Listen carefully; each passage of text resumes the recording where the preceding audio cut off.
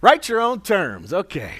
So I upgraded my iPad and my phone with the Apple upgrade that came on, and then of course iTunes came on, and all these terms of service, and I just was like agree, and I was like, wait a minute, really? Do I truly agree? Why do I just do that? Why do we just automatically agree to the terms of service? And why do we automatically agree to the terms of service of life? And I think that maybe, just possibly, some of us are doing that. I mean, the updates come, and who wants to read all the small print anyway? But it's important, because in the terms of service, it's the use of the service. It tells you the rules of the service you're taking part in. It tells you how the website is going to work with you and work against you and all that kind of stuff. It gives you what to abide by. It also gives you the disclaimers. So if we don't pay attention to those terms of service, those terms of agreement, it's our fault when stuff goes wrong. So when you don't pay attention to the terms of life, whose fault is that? And from a science and mind perspective, if you don't write your own terms, are you really practicing religious science? Because that's what we talk about. We get to do that. And life has these terms of agreement as well. A couple of them. Change is constant. And be prepared. How many of you, I'm going to go back to weather mode for just a minute, although this is not a weather-related incident, but it was always a weatherman's responsibility to talk about. How many of you have earthquake preparedness kits? That is not enough hands. Not enough hands. If you lived in Vermont, would you have a heavy winter coat? How many of you have heavy winter coats? Look at all those hands. Y'all don't live in Vermont. You live in California. I went outside yesterday to water my plants, and they were all moved. You know why they were moved? Because the neighbor next door cut the hedge down lower. You know why? Brush clearance. How many of you have stuff growing up against your house?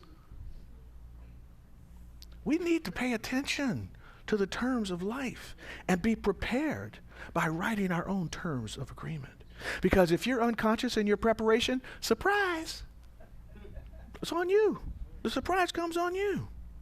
Ernest Holmes says, practically, thank God it's not everybody, but practically the whole human race is hypnotized because it thinks what somebody else told it to think. How many of us are doing that? Walking around on automatic. Let's break out of automatic. Let's use the love and law that he teaches us about to write our own terms, to figure out what is ours to do. And I think it begins with unlearning in order to learn what you must. Unlearning in order to learn what you must. Must is a really interesting word. You know, there's the shoulds of life, and then there's the must of life. Most of us, I think, are living in the shoulds of life. Few of us are living in the must of life. I know one person who's celebrating the must of life today because she decided, I must be a minister, so she went ahead and did it. Right?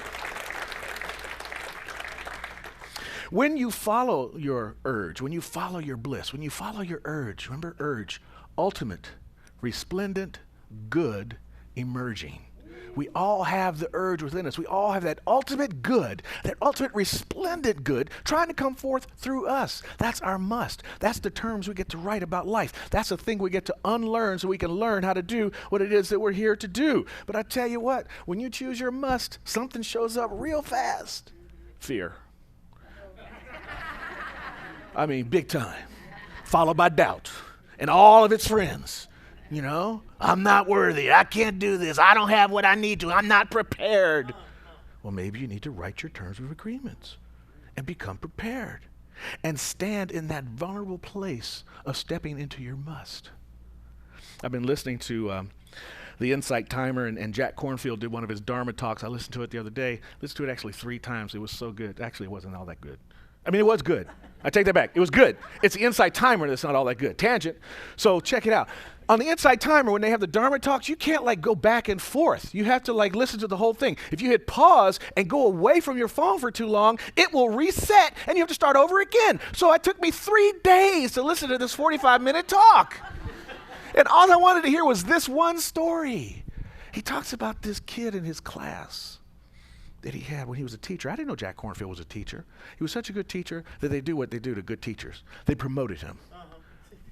So he became a superintendent. And he was like, but why did I do this? Because I really like teaching. So now he teaches again. You know, that's what he does. He teaches about Buddha and life and meditation. But in this talk, he talked about as an early teacher, first year out, he had this kid in his class that was a terror.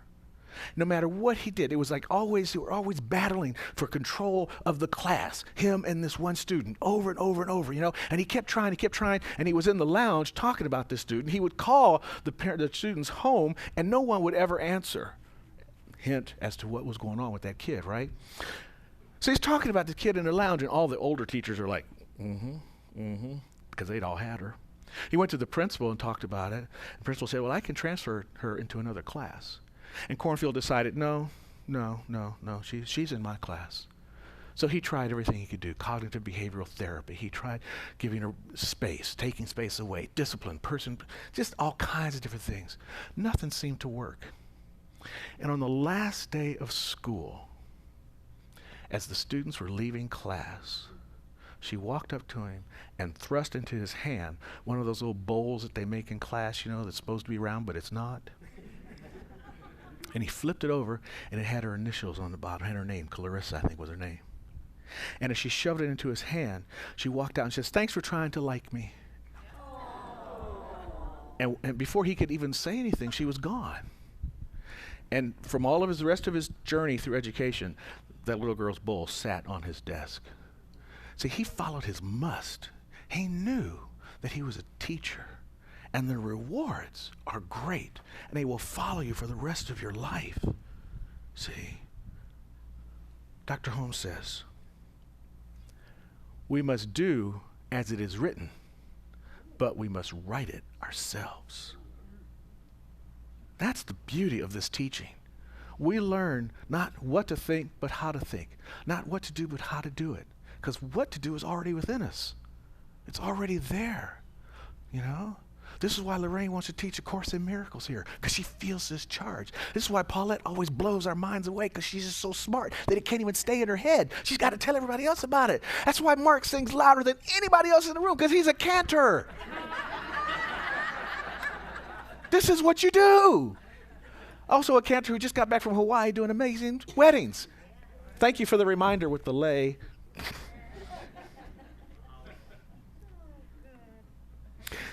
When we're working toward our must, part of it is to go back to those things I said about the terms of agreement. They teach us what to abide in, and they teach us the disclaimers of life.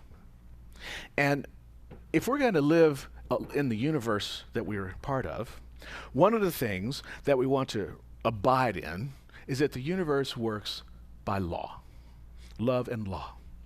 It provides good via the love and the law. And the disclaimer, I think, is it is done unto you as you believe. Right? Dr. Holmes says, there is but one law. The law is eternal action. And we should realize that it is always doing something. The law never stops. And because of that, it's really, really important when we're working with the overall system is the universal terms of agreement. We can't really change that. But we can do the subset. We can do the update, right? And the update part is where we get to write our terms of agreement. And I think that our terms work better for us if we are sure of our must. If we're sure of what it is that we want to do. And know that we are equal to that we want to do. That's the mental equivalent we talk about in classes so much. And to have a very clear intention around what you want. And the clear intention is really important. I noticed that Ron, is Ron still here? Did he have to leave? He had to leave? Oh, good. I can talk about him. So, no, check it out, though. Ron parked his Jaguar right in front of the... Why does Ron get a Jaguar and I drive a Ford Focus? Anyway, so Ron parked his Jaguar right in front of the church, right? Now, let's just say, for example, that he was mad at me and everybody else in here, and we had done bad things to him, and one morning he came in the church and just drove right through the front door, right on into the sanctuary, right? destroyed the whole place. We'd be really pissed off at Ron. What the hell's wrong with you, dude? You don't like us, and now you're going to run into our sanctuary? But, let's say, and probably wouldn't happen because it's a Jaguar, but let's just say that the gas pedal got stuck, and he couldn't unstick it. And he ran through the driveway and into the lobby and into the sanctuary. We'd all be like, Ron, are you okay? Is everything all right? Oh, man, that really sucks, man. That's a Jaguar. It shouldn't do that. We'd be all about that, right? Intention. What is our intention, and is it clear? Are we going to wreck our life, or are we going to get the sympathy and the compassion that life gives us because we are aligned with our truth and with our must? We have a very clear idea of where we want to go and what it is that we want to do. Because, see, we need to figure out how to instruct the law to do what is best for us. And in that instruction, we get love, we get compassion, we get success, we get joy, we get happiness. And the life of the planet is uplifted that much more, too. And Lord knows, man, we need to do some uplifting around the planet right now.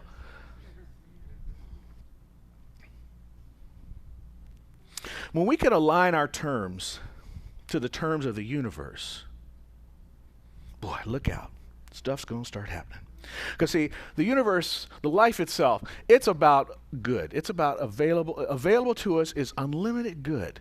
Now, that doesn't mean it's always going to be good, because, like I said, it's available to us. We need to get out about the business of making it happen, you see.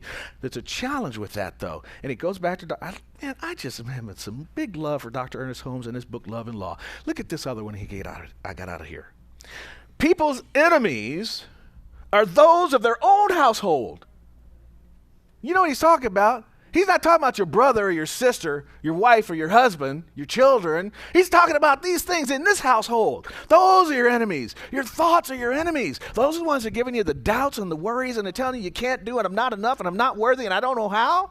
That's what's happening up here. What are you going to do about those enemies? We're gonna go see a practitioner and say, please know the truth for me. And they go, of course I know the truth for you. You're whole, perfect, and complete. Get about your business and don't do your must. You see? How many of you heard of a lady named Alice Tan Ridley? Crickets. Okay, fine. How many of you heard of Gorbade Sidibe? That one. She's heard of her.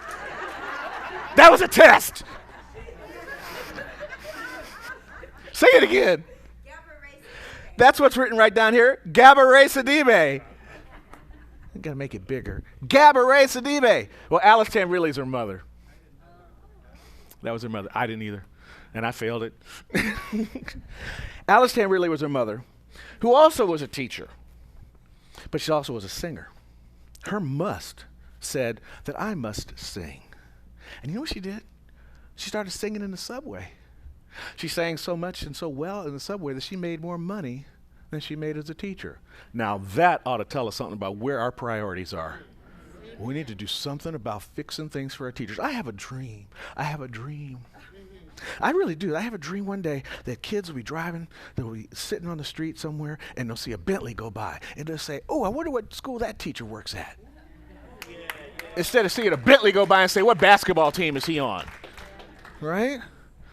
So here's this woman who could sing so well, and she had another job, but she wanted to sing so much that she sang in the subway, and she was so rewarded by her must that she made more money singing in the subway than she did in her profession. She sang in 30 years in the subway. She just put out a couple of albums. She was on America's Most Talented or something like that. But as a result of that, and taking her daughter every day with her, her daughter didn't have anything to do, so she would read. There was a bookstore down at one of the subway stations, at Penn Station, where she would sing there. There was a bookstore, and they knew the little girl. And they would say, oh, come on in. They'd let her read books. And she would read. She was like a ferocious reader, read all the time. And there's a moral to this. There's a point to this. And here it is. Leaders are readers. Leaders are readers. Success leaves clues, and the clues are in books. Whoa, right? Reading allows you to absorb the clues. Well, It's kind of interesting that this teacher found success by singing, that her daughter found success through reading, and they became one of the predominant actresses in America today. That's how it works, you see? There's another great book. It's called 50 Success Classics. Now, if you can't find success in a book called 50 Success Classics, then you're not going to find it. And in this book, a guy named Tom Butler Bowden says, since your life corresponds pretty much to the expectations you have of it, why not think big instead of thinking small? How many of us are thinking big in life? And I don't mean like you're trying to, thank you, Paulette. You passed the test. I don't mean like thinking like you're going to be the next Mark Zuckerberg, although that would be great. We would love it if you were the next Mark Zuckerberg, because you know that then we would get our new building. But you could just be the next teacher who happens to try to like a little girl who nobody else likes, you know? You could be just the next person to smile at somebody who, before you smiled at them, was deciding to take their own life. But because you gave them a bit of compassion, they changed their mind. You could just that little bit of thinking big about your impact on the planet is enough. That's all I'm talking about. Just finding your must and living from that must as fully as you possibly can. See, your participation is required in this thing called life. Your participation is required in the terms of agreement that we signed when we came here. And if you didn't think you signed it, you did. The first time you went, ah! That was your signature. So I'm inviting you to have the courage to seek the higher potential of your life, to go to that next level. As the Christians say, go for the victory. Go for the victory. Because the Spirit of God wants you to be victorious. That's why all this has been given to you. That's why that urge is within you in the first place. Because you're called to do something great. And it doesn't have to be, like I said, you don't have to invent Google, right? But maybe you just fix an update for the iPhone that doesn't make it crash. See, we need to just open our consciousness and do what the universe does. Expand and expand and expand. See, think beyond your backyard lot. Dr. Holmes talks about thinking beyond your backyard lot. And I said, what is that all about? I had to sit with that term. Well, your backyard lot, it's limited. It's got a fence around it and you're contained, you know? Think out, don't go for the containment of your backyard lot. Go for the infinite nature of the universe, because that's what you're a part of. Go to Griffith Observatory, take a look at the exhibit with all the elements of the Big Bang, and then push the other button that shows all the elements of the body, and see how many of you are stardust. We are stardust. We are the universe trying to do something great. Be universal. Expand, expand, expand. Joseph Campbell says, you know, most of us have spent all our time climbing the ladder of success, and then only to find out we've been climbing up against the wrong wall. Put your ladder up against the right wall, folks. Go for your own terms and figure out what Howard Thurman says so well. Don't ask what the world needs. Ask what makes you come alive and go do it. Because what the world needs is people who have come alive. So with that, when you get home, get out a nice piece of paper, grab a pen, write your own terms. And so it is.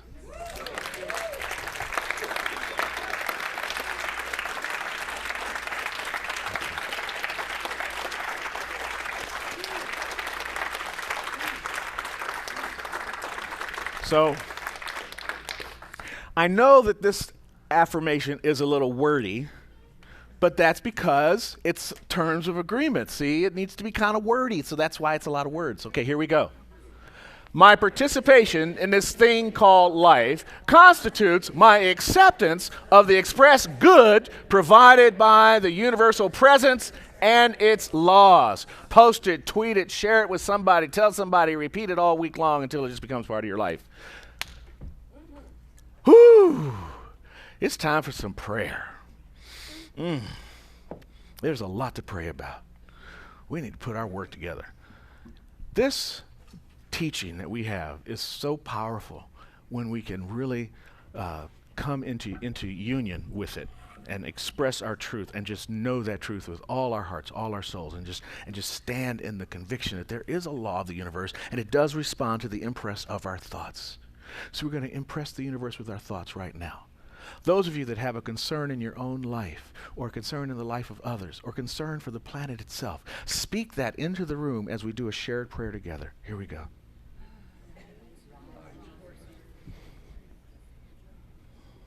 Ron, Patricia, Santa Rosa, Napa, Palm Springs. Yeah, they need it too. It's hot out there. Puerto Rico, Houston, the Dodgers. Ah! I wouldn't be mad. They could use it. All right. God loves humor as well as the seriousness of life. Let's take it all in, because it's just the one thing, the one life, the one presence, the one loving energy that we call God, Spirit, divine presence. Whatever name you have for it, feel it within your body right now and know that each and every person in this room is a part of it. We are all animated by this thing that comes through us, and we have the ability to use our consciousness and our walk through life to lift up the planet. So in this moment, we allow that truth to motivate our actions of the week ahead. We allow that truth to unfold into the lives of those that we care about, so that it shows up as rights of perfect supply, as it shows up as harmony, as right employment, as the perfect living place, as the ending of strife and stress, as full wholeness and health, prosperity and abundance, limitless ideas becoming realities, potentialities being realized.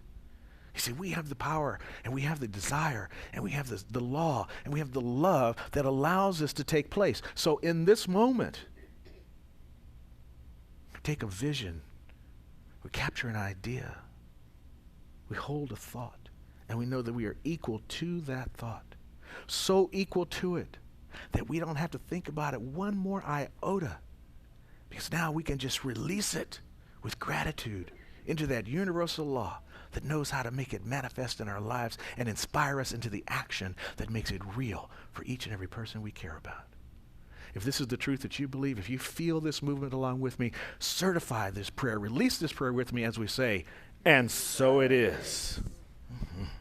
Great day.